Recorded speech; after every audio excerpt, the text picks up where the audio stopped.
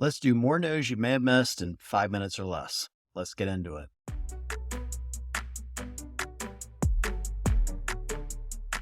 Hey, before we get started, do me a favor, hit that subscribe button as well as the notification bell. That way you don't miss any content that comes out here on the channel. So with that out of the way, you may have noticed I'm sporting a nice little 3-inch scar on my cheek.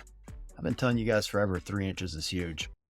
This is your reminder to get regularly screened for skin cancer. Wear your sunscreen, and if you get a chance, go support Battle Cancer. They do fantastic work supporting the CrossFit community and helping those that are fighting this disease. So here are a few things that happened this week in the community that I thought were fun. First of all, Mat Fraser shared a really fun story on his Instagram page about his first win at a CrossFit competition. Now, I thought it was fun because it's really hard to remember a time when Mat wasn't the fittest man on earth and when he wasn't dominating the men's division.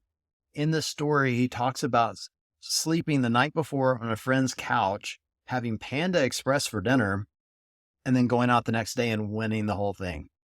$2,000 for his first check, which I think's kind of cool because it's a low dollar amount compared to what he's earned over his career. And secondly, just how excited he was for it. He also shared a fortune cookie from that meal that turned out to be more than a little prophetic. Said participation in sports may lead you to a lucrative career. I guess it's true what they say, hard work pays off. So sorry. Also in Fraser news, his performance apparel brand While on Earth launched today. Now Matt's launching this brand with Todd Mulaney, who's the former CMO of Noble. Matt O'Keefe's involved, so is Brooke Wells, so it should be interesting to see how this brand is received within the community. I'm excited for it. I went out and bought a pair of the trainers as soon as the website went live. I plan to do an unbiased review for you guys as soon as they show up, so watch for that in the coming weeks. In community news, Kristi Eramo O'Connell and her husband Patrick are programming the CrossFit main site this week. Now, Kristi and Patrick are local to Ohio. They're down in Columbus, a couple hours from me. I've been to their gym a few times, and it's fantastic. They also own Ibex Training, and they're OGs within the CrossFit community space. You've seen Kristi compete several times at the CrossFit Games, and they are absolutely terrific people. So I'm excited to see what they work up for us. If you get a chance, go to the CrossFit main site, check out the workouts, do a couple of them if you're feeling crazy, and make sure you share your results in the comments, just like the old days. In competition news, something I didn't see coming, Wodapalooza moved. So after a decade at Bayfront Park, they're moving right down the road to Miami Beach. If you're bougie like me, you normally stay at the Intercontinental, so you may want to rethink those plans. Now, I stay there because, ironically, I like to reduce my steps and not work too hard during a competition. But regardless, it's always a good time. The competition this year is going to run from January 23rd to the 26th. I plan to be there. I hope you guys join me. WheelWod is this weekend, and Dave Castro came out of hibernation to do some posts and support, so that was kind of cool.